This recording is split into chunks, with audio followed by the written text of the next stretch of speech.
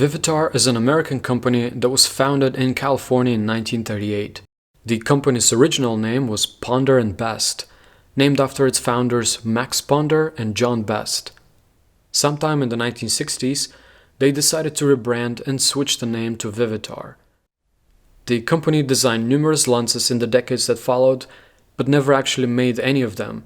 Instead, they commissioned several lens manufacturers to produce lenses under the brand name Vivitar.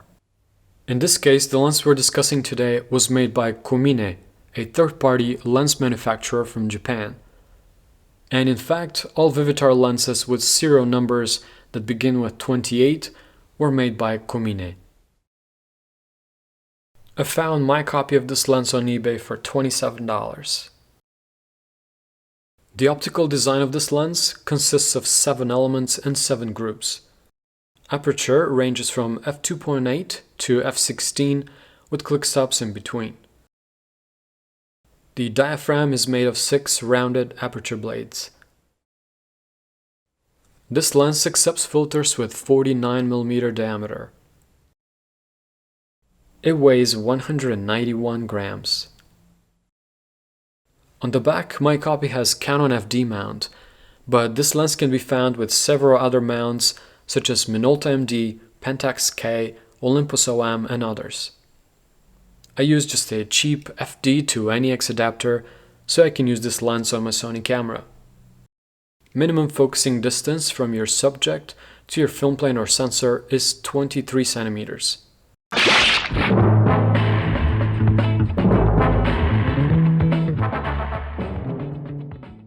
The Vivitar 28mm f2.8 close focus wide angle is an excellent bargain if you're looking for a cheap but capable wide angle lens.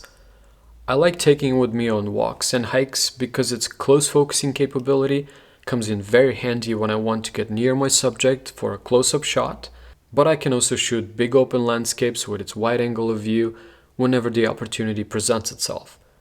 I personally love lenses that give me this kind of versatility, especially when they're small, lightweight, and affordable as this one. The Vivitar lens is already quite sharp in the center when shot wide open, and the corners improve a lot when you stop it down to f5.6. Since its elements are multi-coated, flare was not an issue for me, and chromatic aberrations are very well controlled, only barely visible in super challenging situations.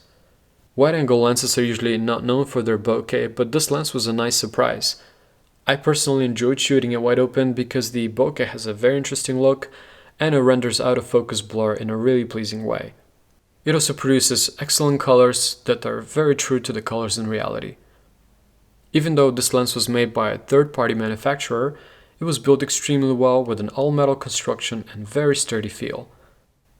Its build quality is definitely on par with much more expensive brand names. There are 2 issues that I noticed while shooting with this lens. Number 1 is vignetting, which is quite visible when shooting wide open, and it never completely goes away even when you stop the lens down. And number 2 is barrel distortion. I took this photo so I can illustrate to you what this looks like. This is the original shot, and here's the same shot fixed in post.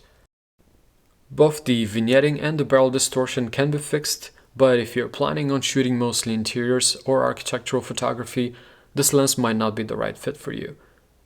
So even with these issues, I still enjoyed using this vintage lens because the positives definitely outweigh the negatives, and considering that this lens can be purchased for less than $30, I still think that it's an excellent bargain for a 28mm lens. I hope you enjoyed today's episode. Thank you so much for watching, and I'll see you next time here at Vintage Optics.